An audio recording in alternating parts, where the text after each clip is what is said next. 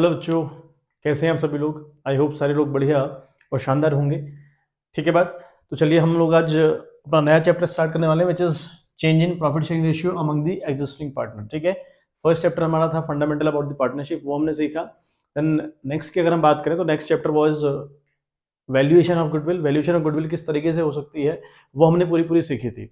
आज हमारा नया चैप्टर चलेगा change in profit sharing ratio among the existing partner. अब देखो क्या मतलब हुआ, और कहानी पूरी पूरी समझनी है क्योंकि ये बेसिक चैप्टर है। आगे जो चैप्टर्स हैं एडमिशन, रिटायरमेंट, डेथ, तो तीनों में ये चैप्टर काम आने वाला है। ये चैप्टर बड़ा इंपॉर्टेंट हुआ। रही बात फंडामेंटल की, तो फंडामेंटल बिल्कुल बेसिक था पार्टनरशिप का कि पार्टनरशिप के बेसिक्स क्या रहते हैं वो हमें आने चाहिए, वो हमने सीख लिए हैं। ठीक बात। अब आज नई बात हम लोग करेंगे। अब देखें प्रॉफिट शेयरिंग रेशियो चेंज होने का मतलब क्या हुआ। देखो तीन पार्टनर्स कंपनी के अंदर है, एक्स वाई जेड। ये कंपनी के अंदर तीन पार्टनर्स हैं एक्स वाई जेड। ठीक है, मान लिया इनका शेयर पहले 1:2:3 हुआ करता था। ठीक है, अब इनके मन में आया कि यार ये जो प्रॉफिट शेयर रेशियो है ये जायज नहीं हो रही, या फिर इनका ठीक ठाक हम लोग ने सही काम नहीं कर रखा, या किसी को दिक्कत हो रही है, तो इन्होंने चेंज कर दिया। तो बाई विलिंग ये लोग चेंज कर सकते हैं। इन्होंने कहा कि 3:1 अब रखेंगे अपना शेयर, चेंज किया। अब देखो यहाँ देखने से पता चल रहा है कि भैया जो एक्स था उसको 1 मिल रहा था आज तक, अब उसको 3 मिलने लगेगा। जो वाई था उसको 2 मिल रहे थे, अभी भी उसको 2 मिल रहे हैं, इसका कोई रोल नहीं है। जेड की अगर बात करें तो इसको 3 शेयर मिल रहे थे, अब इसको 1 शेयर मिलने लगा है। ऐसा होगा, इस कंडीशन को हम बोलेंगे change in profit sharing ratio. ठीक है बात। तो इतना ये बेसिक सी बात हमें समझ में आनी चाहिए कि प्रॉफिट शेयरिंग रेशियो चेंज होने का मतलब क्या होता है। भाई ये पहले कुछ इनको और मिल रहा था, अब इनको कुछ और मिलने लगेगा। अब यही कंडीशन हर जगह अप्लाई होती है। व्हेनेवर जो हमारे आगे के चैप्टर है अगर हम उनको पढ़ने बैठे ना तो वहां भी यही कंडीशन चलेगी। फॉर एग्जाम्पल अगर हम बात करें एडमिशन की, है ना, हम बात कर ले रिटायरमेंट की, है ना, हम बात कर ले डेथ की, तो ये तीनों चैप्टर आपस में कनेक्टेड है, एडमिशन, रिटायरमेंट, डेथ।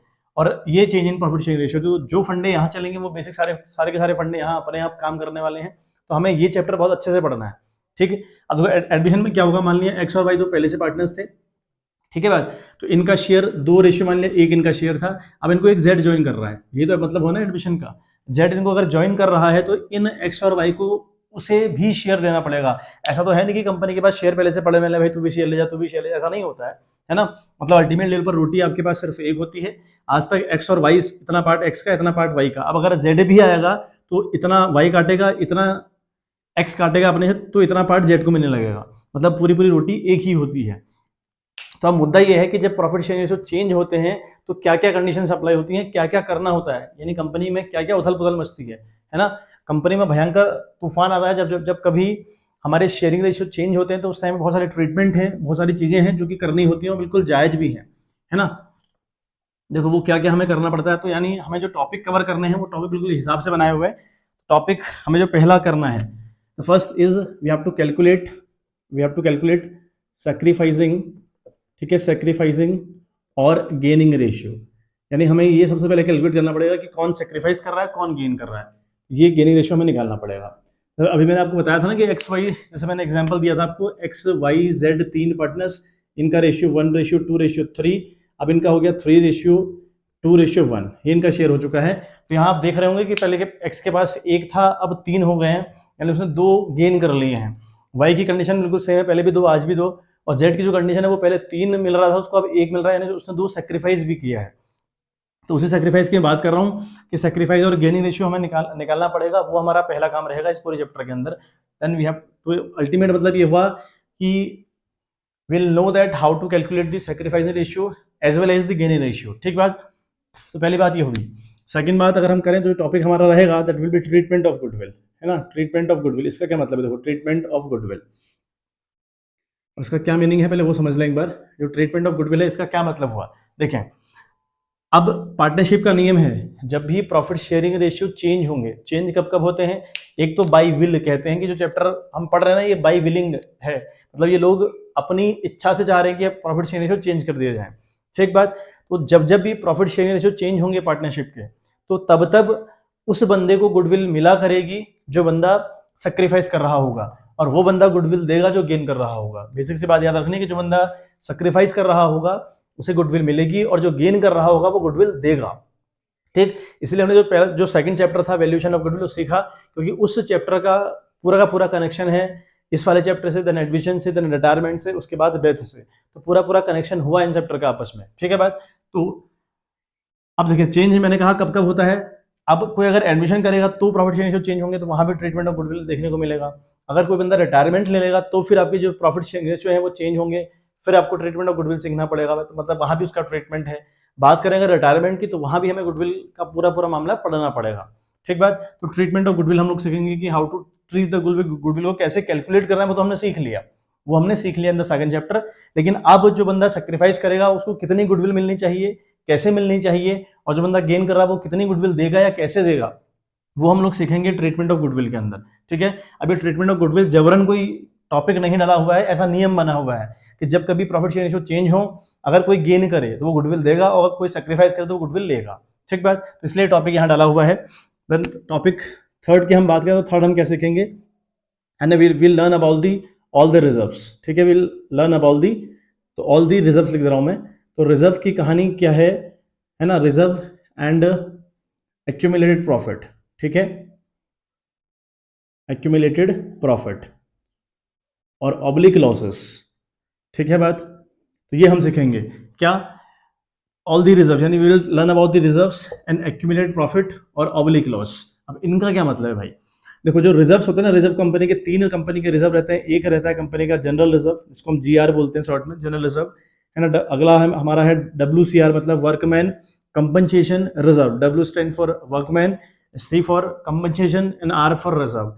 एक हमारे पास रिजर्व है आईएफआर। तो ये तीन रिजर्व हमारी कंपनी के अंदर रहेंगे, जिनके बारे में हम लोग सीखेंगे। ठीक है, इन रिजर्व्स के साथ क्या ट्रीटमेंट होता है, अल्टीमेट लेवल में पूरे 12th में आपको ये तीनों रिजर्व के ऊपर बहुत अच्छी कमांड बनानी पड़ती है, बहुत अच्छी कमांड आपकी होनी चाहिए। अभी ये क्यों सीखना पड़ रहा है, देखें जब कभी हमारा प्रॉफिट शेयरिंग रेशियो चेंज होना, इस तरीके की हरकत हो, और ऐसा होता कब कब है, बाई विलिंग। ये चैप्टर बाई विलिंग वाला है, बाई विल आप चाह रहे हो कि हम चेंज कर लें, एडमिशन, रिटायरमेंट, डेथ, ये वो चैप्टर हैं जिनके अंदर प्रॉफिट शेयरिंग रेशियो आपके चेंज होंगे। तो वहां पर आपको सेक्रीफाइस गेन हर चैप्टर में निकालना पड़ेगा, treatment of goodwill her chapter में रहेगी। उसके बाद अगर हम बात करें रिजर्व और एक्यूमुलेटेड प्रॉफिट की, अगर हम बात करें तो हर चैप्टर में रहेगा। अब ये रिजर्व की कहानी क्या है, तो कोई जो जनरल रिजर्व है, डब्ल्यूसीआर है और आईएफआर है, तीन रिजर्व आपके पास है जिनके अंदर आपको कमांड बनानी है। क्या होता है ऐसा, देखें कंपनी का एक नियम बना हुआ है, कंपनी का नियम कहता है कि जब जब आपके प्रॉफिट शेयरिंग रेशियो चेंज हो, तो जो जीआर यानी जो जनरल रिजर्व है, वर्कमैन कंपनसेशन रिजर्व है, आईएफआर अगर है, इन्वेस्टमेंट फ्लक्चुएशन रिजर्व है, तो इनका ट्रीटमेंट कर दिया जाता है या इनको खत्म कर दिया जाता है। जब कभी भी चेंज होगा तो इनको खत्म करने का हम काम करेंगे, और खत्म किस तरीके से करेंगे वो एक अलग मुद्दा हुआ, वो हम डिटेल में तब सीखेंगे जब हम इस टॉपिक को कवर करेंगे। ठीक बात, तो फिलहाल हम थोड़ा सा हल्का सा समझ लें कि हमें पढ़ना क्या है, या कितनी चीजें, कितनी बारीकियां इस चैप्टर के अंदर हमें पढ़नी है। बात करें अबाउट दी एक्यूमुलेटेड प्रॉफिट और लॉसेस। अभी एक वर्ड आ रखा है एक्यूमुलेटेड, क्या मतलब हुआ, एक्यूमुलेटेड का मतलब हुआ वो प्रॉफिट जो बांटा नहीं गया है। फॉर एग्जांपल आपकी बैलेंस शीट में लाइबिलिटी साइड आपको प्रॉफिट एंड लॉस का बैलेंस दे रखा है। ठीक है, ये लाइबिलिटी साइड है, और लाइबिलिटी साइड में आपको प्रॉफिट एंड लॉस का बैलेंस दे रखा है, तो ये प्रॉफिट हुआ। लाइबिलिटी साइड में प्रॉफिट एंड लॉस का बैलेंस शो करना प्रॉफिट होता है, और एसेट साइड में प्रॉफिट एंड लॉस का बैलेंस शो करना इज लॉस, वो आपकी लॉस है ना। तो ये जो प्रॉफिट है, ये प्रॉफिट बांट दिया जाता है जब कभी आपका प्रॉफिट शेयरिंग रेशियो चेंज होता है। उसी के बारे में हम लोग सीखेंगे कि किस तरीके से बांटेंगे, है ना। फिलहाल हम सीख रहे हैं कि बांट देते हैं, लेकिन किस तरीके से बांटेंगे वो हम तब सीखेंगे when will discuss this topic in detail. बात करें अगर यहाँ भी आपका प्रॉफिट एंड लॉस का बैलेंस आपको शो होता है, अगर वो बैलेंस आपको यहाँ शो हो रहा है तो भैया वो लॉस है। उस लॉस का ट्रीटमेंट किस तरीके से होगा या उसको किस तरीके से बांटने का हम लोग काम करेंगे, वो हम लोग सीखेंगे। तो हमारा जो अगला टॉपिक रहेगा ऑल दी रिजर्व्स के बारे में रहेगा, और स्पेशली आपके पास तीन रिजर्व होंगे, जनरल रिजर्व, डब्ल्यूसीआर, आईएफआर, है ना। डब्ल्यूसीआर मैंने बताया वर्कमैन कंपनसेशन रिजर्व है, आईएफआर मैंने बताया इन्वेस्टमेंट फ्लक्चुएशन रिजर्व है। ठीक बात, थोड़ा सा टच करते हैं। देखो जनरल रिजर्व क्या है, जनरल रिजर्व आपकी नॉर्मल सेविंग है, जो सेविंग हम लोग करते हैं, है ना। हम एक सेविंग करते हैं बैंक के अंदर, करते हैं हम सारे लोग बैंक में से जाके सेविंग करते हैं, पीएनबी में या फिर एसबीआई में या फिर किसी भी बैंक में हम लोग सेविंग करने का काम कर रहे हैं। अब वो सेविंग जो हम कर रहे हैं, उस सेविंग का पर्पस हमको नहीं पता, क्योंकि आप जब सेव करते हो ना, आप पता नहीं क्या सोच के सेविंग करते हो, या हम लोग पता नहीं क्या सोच के सेविंग करते हैं, और हमें पता ही नहीं रहता कि हम वो पैसा यूज कहाँ करने वाले हैं। ये बहुत नॉर्मल सी बात है और बिल्कुल फैक्चुअल बात है ना। और अगर घर में कोई बीमार हो गया तो पैसा यूज करना पड़ेगा, आपने नया घर बना लिया वहां पैसा आपको यूज करना पड़ेगा, आपने गाड़ी लेने का प्लान बन गया अचानक तो आप गाड़ी लेने में उस पैसों को यूज करेंगे, यानी कोई स्पेसिफिक पर्पज नहीं हुआ जनरल रिजर्व का। वही कंपनी का एक ऐसा रिजर्व है जिसका कोई स्पेशल पर्पज नहीं होता। अगला रिजर्व है डब्ल्यूसीआर, मतलब हुआ वर्कमैन कंपनसेशन रिजर्व, यानी ये वो रिजर्व है जो कंपनी अपने इंप्लॉयज के लिए बनाती है। कैसे इंप्लॉयज के लिए, आपकी कंपनी के अंदर अपनी आपकी जो फैक्ट्री है जहां पर आपका मैन्युफैक्चरिंग का काम चल रहा है, वहां पर बहुत सारे लेबर कैटेगरी के लोग काम करते हैं, और कई बार कई लोगों के साथ हादसे हो जाते हैं, उनका एक्सीडेंट हो जाता है, तो उनको फिर कंपनसेशन देना पड़ता है, उनको कुछ मुआवजा देना पड़ेगा ना कुछ आपको पे करना पड़ेगा। वो जो पे करना पड़ेगा, वो पे आप कहाँ से करोगे? अगर बहुत बड़ा अमाउंट पे करना पड़ेगा तो कंपनी के ऊपर बहुत खतरनाक बर्डन आएगा, तो कंपनी उस बर्डन से बचने के लिए एक अलग से सेविंग खोलती है जिसका नाम है WCR। ठीक, एक IFR है, ये है इन्वेस्टमेंट फ्लक्चुएशन रिजर्व, यानी जो इन्वेस्टमेंट आपने कर रखे हैं, जरूरी नहीं है ना कि अगर कोई अपने इन्वेस्टमेंट 1 लाख का इन्वेस्टमेंट है वो जिंदगी भर 1 लाख का बना रहेगा, हो सकता है उसकी मार्केट वैल्यू ऊपर चढ़ जाए और हो सकता है कि उसकी मार्केट वैल्यू डाउन चली जाए। अगर मार्केट वैल्यू डाउन चली गई तो फिर कंपनी को लॉस होगा, तो कंपनी बहुत भयानक लॉस से बचने के लिए, या बहुत बड़ा अमाउंट अगर लॉस एक साथ हो जाए तो कंपनी को दिक्कत आ जाती है, तो कंपनी उस लॉस से बचने के लिए एक सेविंग करती है जिसका नाम रखा है कंपनी ने IFR। ठीक है, तो उस यहाँ से उसको कवर अप कर लेगी। बाकी हम सीखेंगे डिटेल में इसके बारे में, फिलहाल हमको मैंने आपको हल्का सा टच दे दिया कि ये टॉपिक हमें अल्टीमेट लेवल में पढ़ना है। चौथा हमें अब क्या पढ़ना है भाई? हम करेंगे रिवैल्यूएशन। ठीक है, हम करेंगे रिवैल्यूएशन, यानी हम रिवैल्यूड करेंगे, रिवैल्यूएशन ऑफ एसेट्स। ठीक है बात, revaluation of assets and liabilities. तो हम ये टॉपिक सीखेंगे। Revaluation of assets and liability का मतलब क्या हुआ? जितनी भी एसेट्स कंपनी की हैं, जितनी भी लाइबिलिटीज कंपनी की जो बैलेंस शीट में शो कर रखी हैं, उन्हें दोबारा रिकाउंट करना होता है। क्यों रिकाउंट करना होता है? ऐसा नियम बना हुआ है कि जब भी आपके प्रॉफिट शेयरिंग रेशियो चेंज हो तो उस टाइम पर आपको जितनी भी आपकी एसेट्स हैं और जितनी भी आपकी लाइबिलिटीज हैं उनको आप रिवैल्यू करेंगे, उन्हें दोबारा क्रॉस चेक करेंगे कि जो वैल्यू आपने रिप्रेजेंट कर रखे हैं बैलेंस शीट में, क्या वो वाकई में ऐसा है या नहीं है। ठीक है, तो उसके लिए हमें एक टॉपिक फिर पढ़ना पड़ेगा, revaluation of assets and liabilities. सब नियमों के तहत चल रहा है, कोई जबरन का टॉपिक नहीं बना के रखा हुआ है, ऐसा नियम कहता है। और अकाउंटिंग कोई जबरन वाला चैप्टर या सब्जेक्ट है ही नहीं, पूरा प्रैक्टिकल बेस्ड हमारा पूरा थ्योरेटिकल पार्ट जो है या फिर न्यूमेरिकल जो पार्ट है पूरा लाइव बेस्ड है, मतलब पूरा लाइव में ऐसा चल रहा है, लोगों के साथ ऐसा होता है ना। चलिए नेक्स्ट हमें सीखना पड़ेगा, एक टॉपिक हमारा आएगा एडजस्टमेंट ऑफ कैपिटल। ठीक है, हम करेंगे एडजस्टमेंट ऑफ कैपिटल। अब ये क्या है? एडजस्टमेंट ऑफ कैपिटल, ये हमें पढ़ना पड़ेगा कि एडजस्टमेंट ऑफ कैपिटल के अंदर हम लोग क्या करेंगे। देखें, जैसे ही प्रॉफिट शेयरिंग रेशियो चेंज हुआ है ना, तो XYZ का शेयरिंग रेशियो जिस हिसाब से होगा उसी हिसाब से कैपिटल रिफॉर्म के अंदर होनी चाहिए। भाई अगर मेरा किसी कंपनी में 10% के शेयर हैं तो मेरी कैपिटल भी 10% के बराबर होनी चाहिए ना, उससे ऊपर थोड़ी दे दूंगा या उससे कम थोड़ी दूंगा, है ना। अगर किसी बंदे के 50% के शेयर किसी कंपनी के अंदर हैं तो उस बंदे की उस पर्टिकुलर फर्म के अंदर 50% की कैपिटल भी होनी चाहिए। ठीक है, इस बात से तो एग्री करते हैं ना कि उस बंदे की 50% कैपिटल भी वहां पर होनी चाहिए। तो उसी को हम सीखेंगे, एडजस्टमेंट ऑफ कैपिटल के अंदर कवर अप करेंगे कि जिस बंदे का जितना शेयर है उतनी ही उसकी कैपिटल भी होनी चाहिए, डिसाइड करेंगे through the adjustment of capital. ठीक बात। छठा जो टॉपिक हमको टच करना है वो हमें करना है, ठीक है, बैलेंस शीट के ऊपर। यानी जब फर्म की जो पुरानी बैलेंस शीट है ना, जो पुरानी बैलेंस शीट है उसको तो आप क्रॉस चेक करेंगे किस वाले टॉपिक में, revaluation of assets and liability वाले टॉपिक में, उसको आप दोबारा क्रॉस चेक करेंगे कि सही है भी या नहीं है। अगर उसमें कुछ उतार चढ़ाव आया, कुछ चेंजेस, और ऑब्वियस सी बात है चेंजेस तो होते होंगे, है ना। हो सकता है कि आपने कोई ऐसी वैल्यू रिप्रेजेंट करी कि जो कंपनी के अंदर है ही नहीं। माना आपने एक मोटर बाइक दिखा रखी है 1 लाख रुपए की एसेट साइड, अब उस मोटर बाइक की वैल्यू है ही नहीं 1 लाख रुपए की, तो भाई आपको हटाना पड़ेगा उससे। अगर हटाना पड़ेगा तो फिर ये वाली जो बैलेंस शीट पुरानी वाली थी वो काम की ही नहीं है, तो आपको नई बैलेंस शीट क्रिएट करनी पड़ेगी। तो एक बैलेंस शीट का टॉपिक रहेगा स्पेशली, ठीक है। तो ये अल्टीमेट लेवल पर हमको 6 टॉपिक के ऊपर काम करना है। सैक्रिफाइसिंग एंड गेनी रेशियो के ऊपर हम लोग काम करेंगे, ट्रीटमेंट ऑफ गुडविल के ऊपर हम लोग काम करेंगे, all the reserves, GR, WCR, IFR जिनका मैंने मतलब बताया, जनरल रिजर्व, है ना, workman compensation reserve, investment fluctuation reserve. Then we will discuss about the accumulated profit and losses, यानी वो प्रॉफिट जो बटा ही नहीं आज तक बांटा नहीं गया, या वो लॉस जो आज तक नहीं बांटी गई, उसके ऊपर हम लोग काम करेंगे। Then we will revalued our assets and liabilities, है ना, जो अपनी एसेट्स और लाइबिलिटीज हैं उनको रिवैल्यू करने का काम करेंगे, उन्हें दोबारा रिकाउंट करने का काम करेंगे। उसके बाद एडजस्टमेंट ऑफ कैपिटल, क्यों पढ़ते हैं एडजस्टमेंट ऑफ कैपिटल, मैंने बताया भाई जिसका जितना कंपनी के अंदर शेयर होता है उतनी ही उस बंदे की शेयर कैपिटल भी होनी चाहिए, ठीक है बात। तो उसके लिए हमें एडजस्टमेंट ऑफ कैपिटल वाला टॉपिक पढ़ना पड़ेगा। हम डिसाइड करेंगे कि जिसका जितना शेयर होगा उसकी उतनी कैपिटल किस तरीके से बनाई जाती है। देन हमने बैलेंस शीट वाला टॉपिक पढ़ना है, वो क्यों पढ़ना है मैं बता रहा हूँ कि जो revaluation of assets and liability वाला टॉपिक है उससे हमारी जो एसेट्स एंड लायबिलिटी है उनमें बदलाव आता है। अगर बदलाव आ गए तो फिर आपको एक नई बैलेंस शीट क्रिएट करनी पड़ेगी, ठीक है, और उस बैलेंस शीट में इनको रिप्रेजेंट करना पड़ेगा, ठीक बात। तो ये अल्टीमेट मोटे मोटे टॉपिक हमारे इतने हम टॉपिक कवर करने होते हैं। तो लेट्स बिगिन द टॉपिक, जो सैक्रिफाइस एंड गेनी रेशियो वाला टॉपिक है उसको स्टार्ट करते हैं। आज इतना तो खत्म करते हैं। देखिए बच्चों, तुम्हारा जो पहला टॉपिक है वो सैक्रिफाइस रेशियो के ऊपर रहेगा या गेनिंग रेशियो के ऊपर रहेगा, है ना। यहाँ हम गेन वाला जो गेनिंग वाला शेयर है, गेनिंग का शेयर कैसे निकलता है उसके ऊपर डिस्कस नहीं कर रहे, क्योंकि हमारा जो सैक्रिफाइस वाला फॉर्मूला वो हमारा काम कर दे रहा है पूरा पूरा, कोई दिक्कत परेशानी उससे है नहीं। तो आपको एक ही फॉर्मूला याद हो जाए, उससे आपका काम चल जाएगा। देखें फॉर्मूला हमारे पास क्या हुआ, सैक्रिफाइस रेशियो का फॉर्मूला हुआ। देखो सैक्रिफाइस आपने कितना किया, सैक्रिफाइस मतलब समझते हो ना, क्या आपने कितना आपने त्याग कर रखा है। फॉर एग्जाम्पल एक्स को पहले मिल रहे थे 10 रुपए, पहले मिल रहे थे 10 रुपए और अब मिलने लगे हैं उसको 12 रुपए, या आप ऐसा याद कर लो अब मिलने लगे हैं उसको 8 रुपए, ठीक है। तो अगर आपको पता करना हो कि एक्स ने कितना सेक्रीफाइस किया तो क्या करोगे, एक्स को पहले मिल रहे हैं 10 रुपए, आज मिल रहे हैं 8 रुपए, तो आप कहोगे इसने 2 रुपए सेक्रीफाइस किया, क्या ना किया 2 रुपए सेक्रीफाइस। तो ये हुआ सेक्रीफाइस का फॉर्मूला, क्या, old value minus new value. भाई पहले उसको कितना मिल रहा था, आज कितना मिल रहा है, तब निकलता है सेक्रीफाइस। ऐसे ही फॉर्मूला बना हुआ है।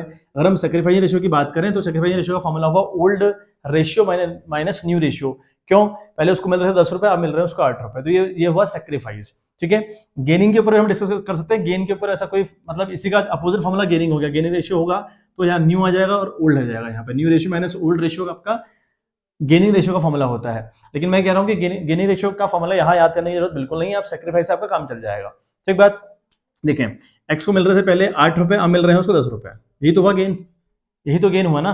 पहले मिल रहे थे 8 रुपए और अब मिल रहे हैं 10 रुपए। अब आपको निकालना पड़ेगा, अगर आप कहोगे कितना इसने गेन किया तो क्या कहोगे, 10 से 8 घटाओगे ना, तो कहोगे ना कि 2 रुपए उसको उसने गेन किया है।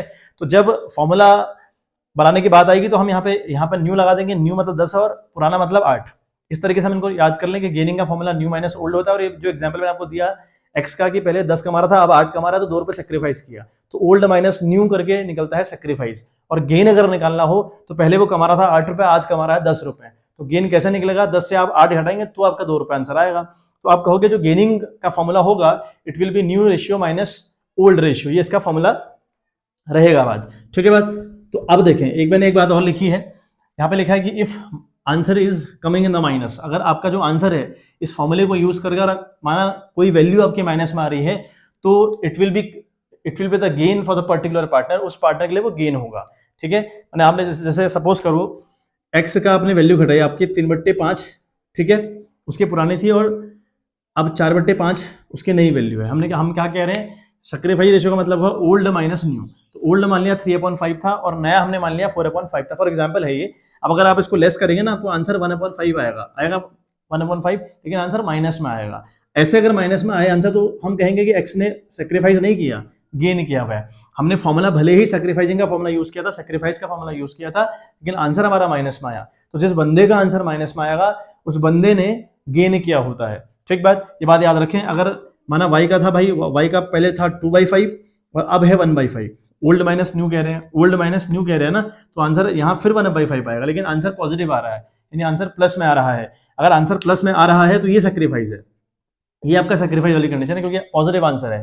तो पॉजिटिव आंसर आता है वो सेक्रीफाइस है, अगर नेगेटिव आंसर आता है तो वो गेन है। ये सिंपल सी बात याद रखनी है सेक्रीफाइस रेशियो के रिगार्डिंग। अगर सेक्रीफाइस हम लोग निकाल रहे हैं तो आंसर आपका पॉजिटिव ही आना चाहिए, अगर पॉजिटिव आ रहा है तो सेक्रीफाइस है, अगर नेगेटिव आ रहा है तो वो गेन है, ठीक है बात। चलिए बच्चों, टॉपिक हमारे पास है सेक्रीफाइसिंग एंड गेनिंग शेयर करके एक टॉपिक मिलेगा आपको ग्रेवाल की बुक में। तो क्वेश्चन फर्स्ट है, Om and Shyam are sharing profits and losses equally with effect from 1st April 2021. They agree to share profit in the ratio 4:3. Calculate individual partners gain or sacrificing due to the partners due to the change in the ratio. ठीक है बात। तो हमें ultimate करना क्या है, ओम और श्याम है जो पहले प्रॉफिट बांटा करते थे इक्वली, आज उनका प्रॉफिट 4:3 हो चुका है, तो हमें इंडिविजुअल पार्टनर्स का गेन और सेक्रीफाइस निकालना है। पता करना है कि ओम और श्याम में से किसने गेन किया या फिर किसने सेक्रीफाइस किया। चलिए देखिए बच्चे, तो क्वेश्चन ब्रेक करके मैंने लिख दिया है, इसमें है ओल्ड शेयर ऑफ ओम हमें दिया है 1/2। वो कह रहा है कि ओम और श्याम दोनों इक्वली प्रॉफिट बांटा करते हैं, तो ओम का शेयर हो गया 1/2। अगर इक्वल का मतलब क्या हुआ, दो पार्टनर से तो 1/1 हुआ ना, 1:1 हुआ ना, तो इट विल बिकम 1/2 और 1/2, ठीक बात। अब जो नया शेयर है ओम और श्याम का वो है 4/7 और 3/7। कैसे निकाला, क्योंकि हमें दिया है कि जो नया रेशियो है इन लोगों का वो 4:3 है। अब 4:3 का मतलब क्या हुआ, ओम का 4/7 यानी 4 + 3 को 7 करके बना डिनोमिनेटर और 4 आपका आया न्यूमिनेटर, ठीक बात। तो 4/7 और लाइकवाइज 3/7।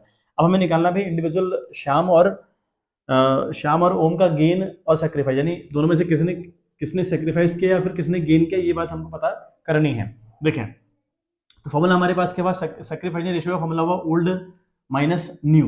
अब अगर हम बात करें ना श्याम की, ठीक है। अगर हम बात करें ओम की, पहले हम बात करें अगर ओम की, तो ओम के लिए क्या होगा भाई, ओम के लिए ओल्ड क्या है, ओल्ड शेयर देखें, this one is the old share, ये ओल्ड है 1/2, और नया क्या है बच्चों, नया आपका है 4/7, तो 4/7 लिखा। ठीक बात। अब आंसर चेक कर लेंगे। फिर बात करें अगर हम श्याम की, तो श्याम का शेयर चेक करते हैं कि श्याम की कंडीशन क्या है। ठीक है बात। तो श्याम का ओल्ड था 1/2, नया उसका हो गया 3/7। ठीक बात। ये क्वेश्चन में हमें दिया हुआ है, करें देखें। तो ये 1/2 और ये 4/7, ये 1/2 और ये 3/7, तो ओल्ड में से न्यू को माइनस करिए, एक आंसर आपका आएगा। अगर आंसर पॉजिटिव आता है तो फिर वो सेक्रीफाइस की कंडीशन है, और अगर आंसर नेगेटिव आता है, माइनस में आता है, तो वो कंडीशन गेन की है। अब देखिए यहाँ पर कैसे सॉल्व होगा। 7 2 जार 14, अगर इसका एलसीएम लेना चाहेंगे तो 14 आएगा ना, 7 और यहाँ 2, ये ऐसा तो लेस होंगे नहीं, बगैर एलसीएम लेके लेस नहीं हो सकते, तो एलसीएम आएगा 7 2 जार 14, तो ये बना 14। ठीक है। अब ये 14 एलसीएम लेने का मतलब क्या हुआ, you have to convert this 2 into the 14 and the 7 into the 14। तो अगर 2 को हम कन्वर्ट करना चाहें 14 में, you have to multiply this 2 by 7, 2 7 jar 14। जितनी बार हम नीचे करते हैं उतनी बार हम ऊपर भी मल्टीप्लाई करें, यानी 2 7 जार तो 1 7 जार 7, तो ऊपर वाला 7 बन गया, साइन आया माइनस का, 7 2 जार 14 और 4 2 जार 8, 4 2 जार 8 हुआ। ठीक बात। अब कंडीशन अगर देखें तो 7 में से 8 जाएगा, है ना, ये माइनस का, ये प्लस का, अगर 7 में से 8 घटाएं तो आंसर माइनस का आएगा, -1/14। और -1/14 मैंने आपको बताया था कि कंडीशन कौन सी है बच्चे, ये कंडीशन गेन वाली कंडीशन हुई, यानी यहाँ पर इसने 1/14 गेन किया है। ठीक बात। अच्छा, इसका देखें 7 2 जार 14, इसका भी एलसीएम 14 आया 14 एलसीएम।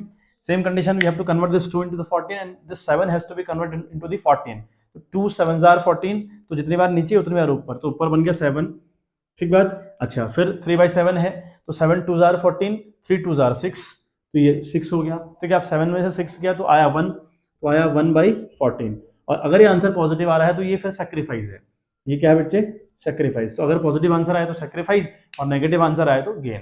ठीक बात, सिंपल सी बात है। और एक बात याद रखिएगा, पूरे टॉपिक के दौरान ओम और श्याम जैसे दो पार्टनर है, तो उनमें से कंफर्म तौर पर एक गेन करेगा, एक सेक्रीफाइस करेगा।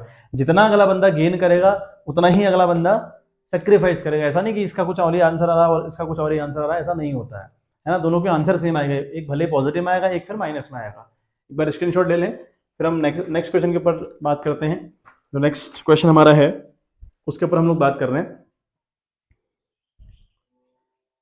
देखें, क्वेश्चन हमसे कहता है कि Ashok, Bheem and Chetan are partners are sharing profit and losses in the ratio 5:3:2।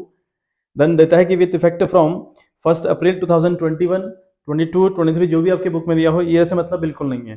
Decide to share profit and losses in the ratio of 5:3। ठीक बात। कैलकुलेट ईच पार्टनर्स गेन और sacrificing due to the change in the ratio. यहाँ भी simple सा question है, आपको अशोक, भीम और चेतन इन तीनों का ओल्ड रेशियो दे रखा है, दैट इज 5:3:2। मैं इसको एक्सप्लेन कर दूं, आप लोग ये कर लीजिएगा, क्योंकि बहुत आसान सा क्वेश्चन है, कुछ है नहीं।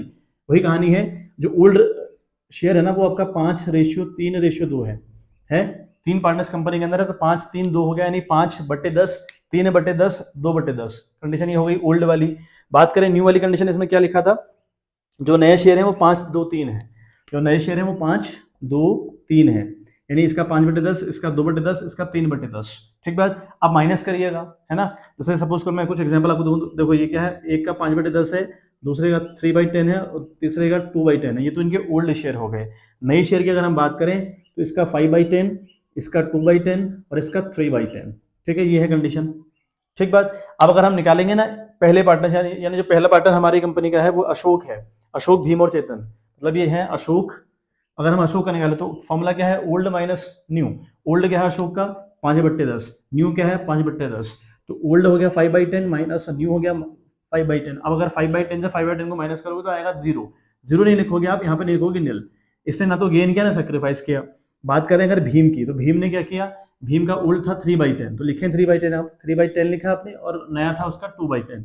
2/10 लिखेंगे तो आंसर आएगा आपका 1/10, और 1/10 आपका पॉजिटिव आंसर आ रहा है।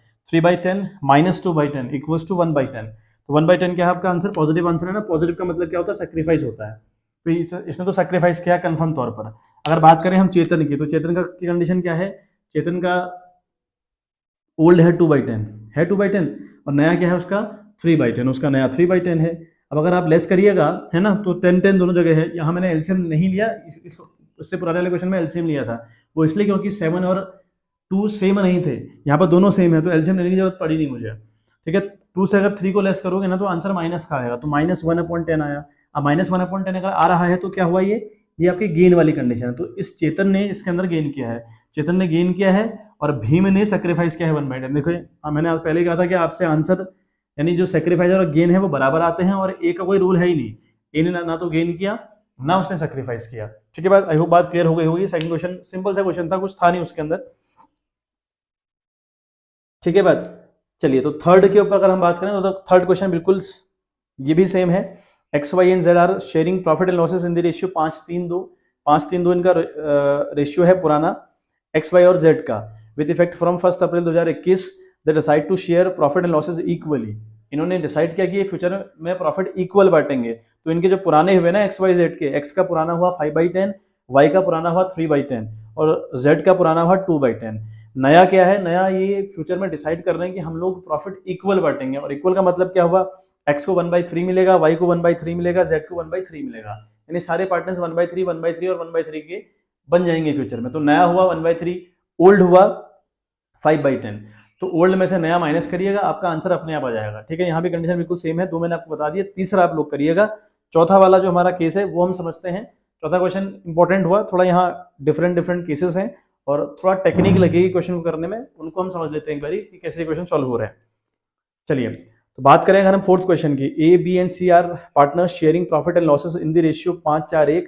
Calculate new profit sharing ratio, sacrificing ratio and gaining ratio in each of the following cases. अब अलग अलग हम लोग को केस दे रखे हैं। अब उन केसेस में हो सकता है कहीं हमको सैक्रिफाइसिंग रेशियो निकालना पड़ रहा हो सकता है कहीं गेनिंग निकालना पड़ रहा हो सकता है ना, कहीं पर नया प्रॉफिट शेयरिंग रेशियो निकालना पड़े। तो ये 3 कंडीशन हमारे पास रहेंगी, अलग अलग केसेस रहेंगे। केसों को समझते हैं।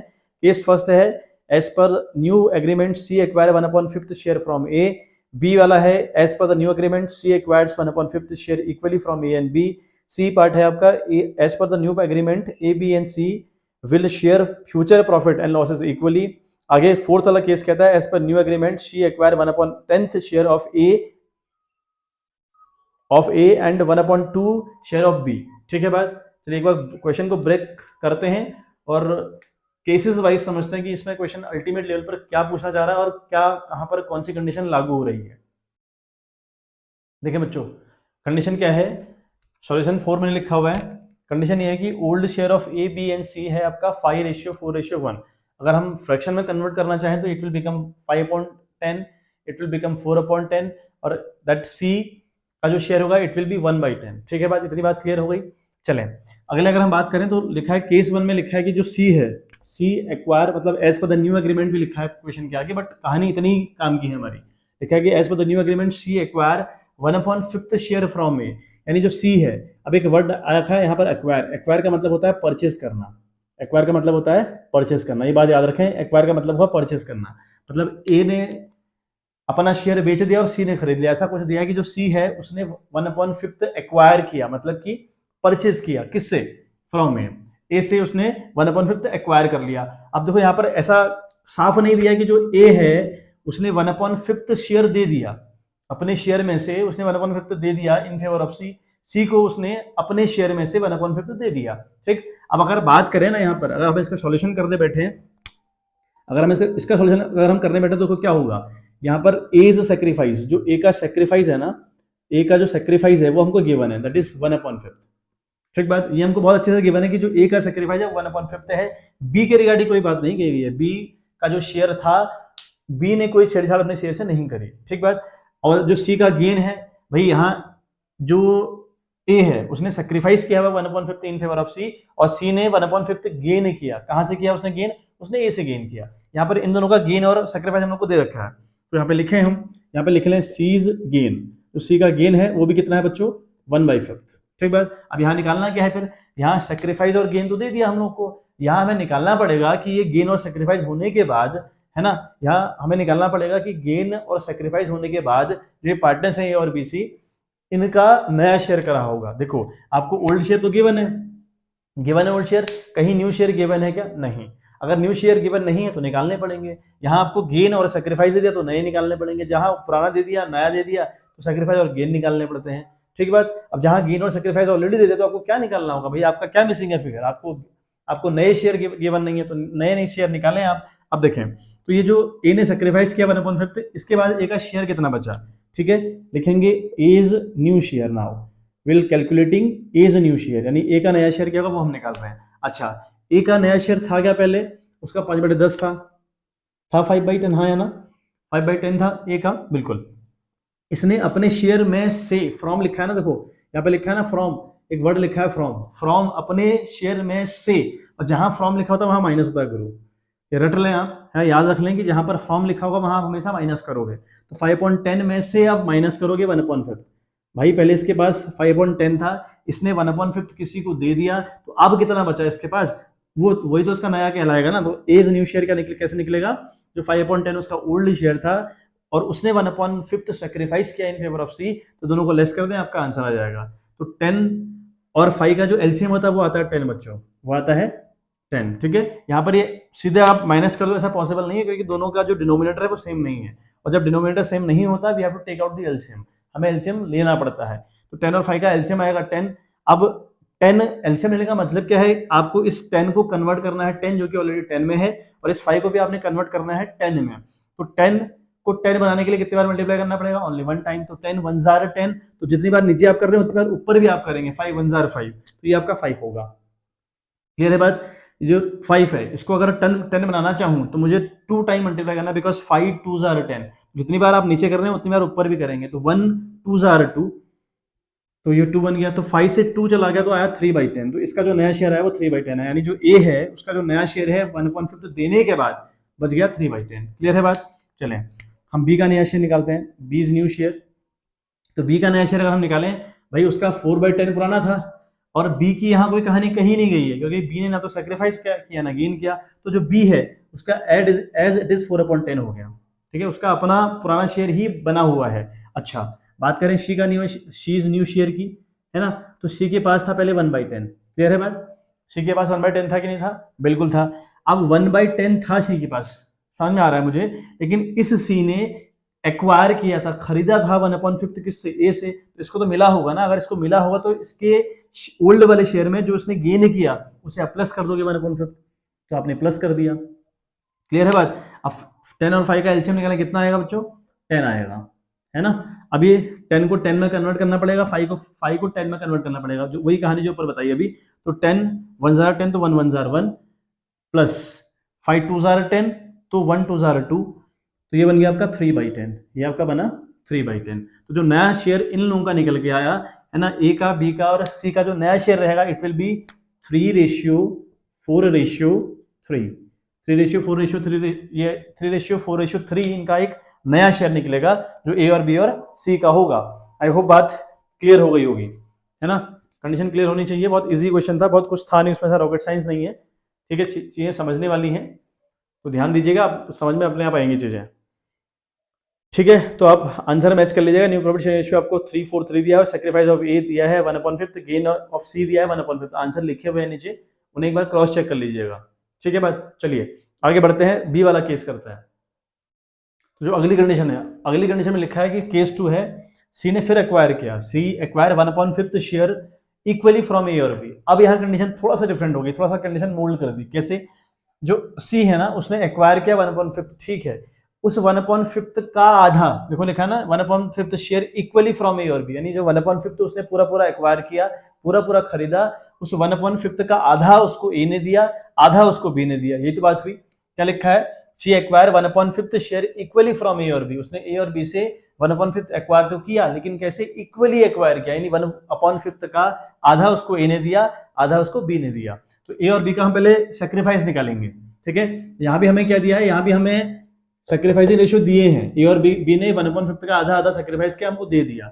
सी का गेन भी हमको बताया भाई 1/5 का गेन है, फिर यहाँ हमें नया रेशियो निकालना है क्योंकि पुराना हमको गिवन है, नई की कहानी हमको बताई नहीं है, जो नया है उसकी कहानी हमको बता दे रखी है। तो यहाँ भी हमको क्या करना है बच्चों, यहाँ भी हमको नए शेयर कंपनी के निकालने हैं। तो पहले उससे पहले हम पहले ए और बी का सेक्रीफाइस निकाल लें, तो यहाँ लिखेंगे एज सेक्रीफाइस, है ना, एज सेक्रीफाइस अगर बात करें तो ए ने सेक्रीफाइस किया 1/5 का आधा, किया नहीं किया, 1/5 का आधा ए ने किया, आधा बी ने किया, it will become 1 1 jar 1, 5 2 jar 10, ऊपर वाले से ऊपर वाले को मल्टीप्लाई, नीचे वाले से नीचे वाले को मल्टीप्लाई, तो उसने 1/10 सेक्रीफाइस किया। बात करें अगर हम बी की, तो बी इज सेक्रीफाइस, अगेन 1/5 का आधा दिया उसने भी, तो 1/10 हो गया। ठीक बात। अब अगर हम ए का नया शेयर निकालें तो कैसे निकालें, यहाँ लिखेंगे therefore A is new share. A का नया शेयर कैसे निकलेगा भाई, A is new share. A के पास था पहले 5/10 था, 5/10 उसने 5/10 में से 1/10 दे दिया किसी को, तो -1/10 कर लें आप, आ जाएगा आंसर। ऐसा ही अगर हम बी की बात करें तो B is new share will be, उसका पुराना था आपका 4/10, उसने अपने 4/10 में से 1/10 दे दिया इन फेवर ऑफ सी, -1/10। ठीक बात, करें -10 दोनों जगह है, कोई दिक्कत नहीं, एलसीएम आपको लेना नहीं पड़ेगा क्योंकि दोनों जगह क्या है, सेम है। तो 5 से 1 गया क्या है 4, तो इसका आया 4/10। ठीक है, इसका 4/10 और यहाँ 1/10 दोनों जगह 10 है, कोई दिक्कत नहीं। 4 से 3 गया, सॉरी 4 से 1 गया तो 3 आया, इट विल बिकम 3/10। ऐसे अगर हम सी का निकालें, सी इज न्यू शेयर, भाई सी के पास 1/10 था, पहले था 1/10, उसको 1/10 यहाँ से मिला, 1/10 यहाँ से मिला, ए से मिला 1/10 तो प्लस होगा क्योंकि इसको तो मिला है ना, और बी से मिला 1/10, तो इसका हो गया 1 2 3, इट विल बिकम 3/10, है ना। अगर हम नया निकालना चाहें इट विल बिकम 4:3:3, ये आपका इनका नया शेयर रहेगा, 4 3 3। ठीक है बात। और यहाँ से कंफ्यूज ना हो, 1/10 ये तो बड़ी वैल्यू आ गई, ये एक्चुअली 1/50 है, देखो 1/10 एक से लिया, 1/10 एक से लिया, ये हो जाएगा आपका 2/10।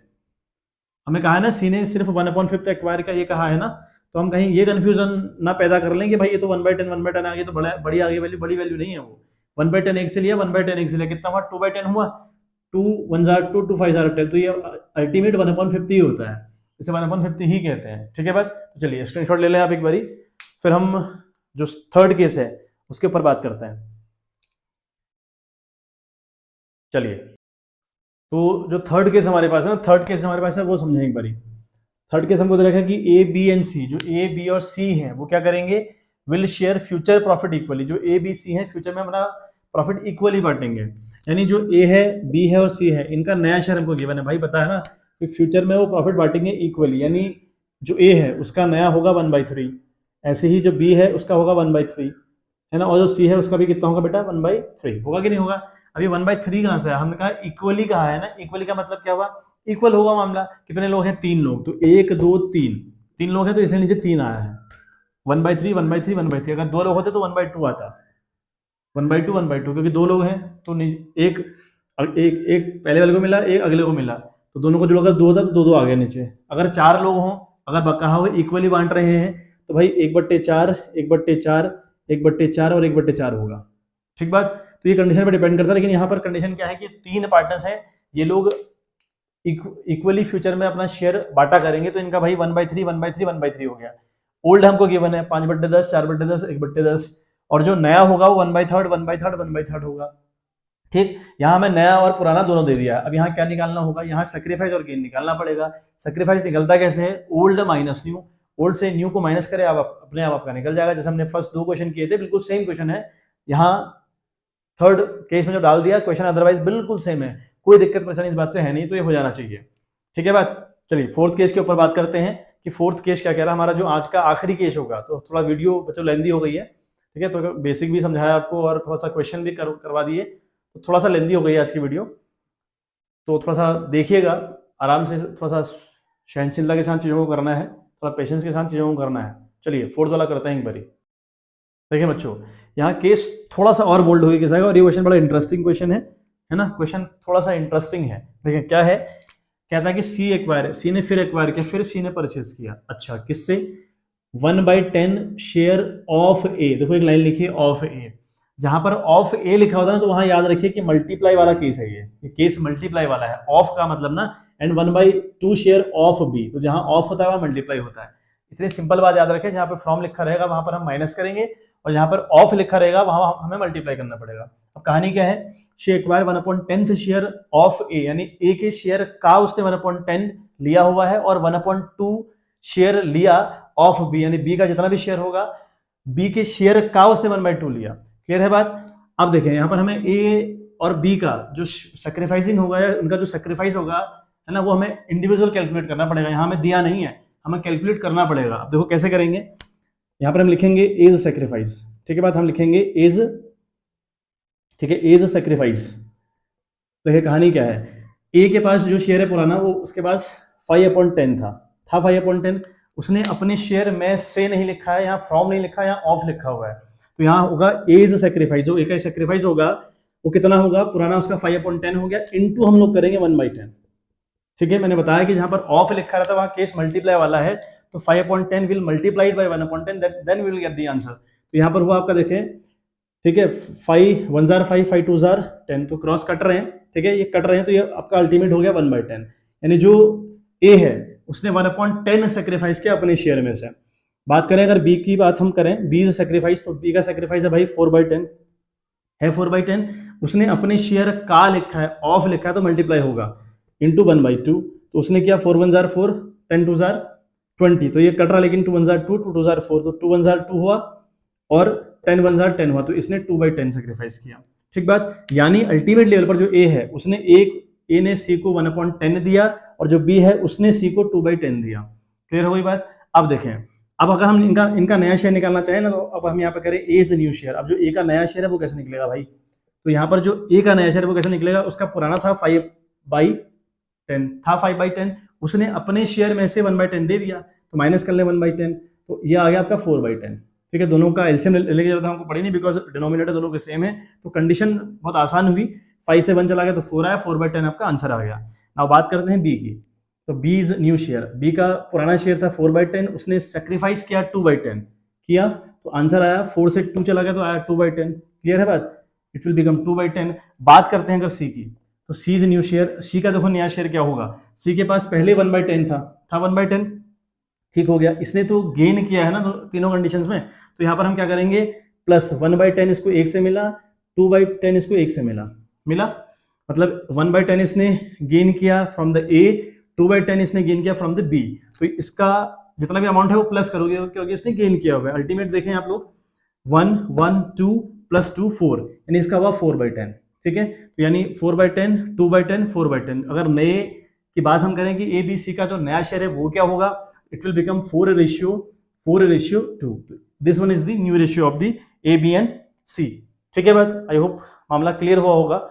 एक बार स्क्रीनशॉट ले लें आप, फिर आज का जो सेशन है हम सॉल्व करें। तो चलिए, तो इतनी प्रैक्टिस करिएगा, बिकॉज सारे के सारे क्वेश्चन बड़े इंपॉर्टेंट हैं। ठीक है बात, क्योंकि अगर ये नहीं आएंगे तो फिर बेसिक आपका क्लियर नहीं हो पाएगा, जो आगे क्वेश्चन है वो दिक्कत आपको करेंगे। तो चलिए मिलते हैं आपसे इन द नेक्स्ट वीडियो, तब तक के लिए bye bye, have a good day.